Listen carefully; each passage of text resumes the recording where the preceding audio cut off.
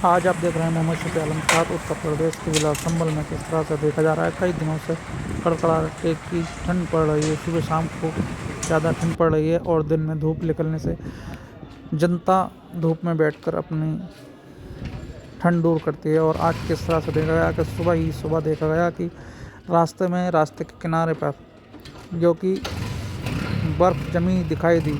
कई जगह पर ऐसा लगा कि यहाँ पर आज बर्फ़ जमती हुई दिखाई दे रही है। सुबह कड़कड़ाती ठंड में देखने को मिला कि रास्ते में सूखी बर्फ़ पड़ रही थी और वहाँ पे बिल्कुल ठंडा मौसम था। और किस तरह से देखने को मिला, ये सूखी बर्फ़ पड़नी शुरू हुई है। आज पहला दिन है और ये सूखी बर्फ़ जो पाला है, इसे पाला भी कहते हैं और सूखी बर्फ़ भी कहते हैं, ये अब किसानों के लिए आफत बनकर बरसनी शुरू हुई है। लेटा और सरसों की फसल को ये जो बर्फ़ बरस रही है, ये काफ़ी नुकसान देती है और आलूओं की फसल को भी ये पाला नुकसान देता है। किस तरह से देखा जा रहा है संभल उत्तर प्रदेश में किस तरह से सूखा पाला पड़ना शुरू हो गया है और आलू और तिलहन की सारी फसलों को ये नुकसान देगा और किसान इससे परेशानी में आ जाए। किस तरह से देखा जा रहा है, ये सूखी बर्फ़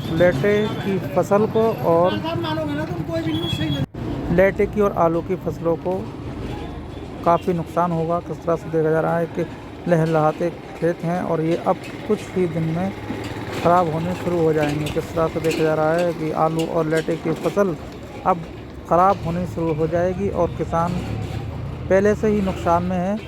अब आलू और लेटे की फसल को नुकसान होना शुरू हो जाएगा क्योंकि 2 दिन से लगातार सुबह को देखने को मिल रहा है रास्तों में कि सूखा पाला पड़ रहा है और इस सूखे पाला पड़ने की वजह से किसानों को नुकसान होना शुरू हो जाएगा।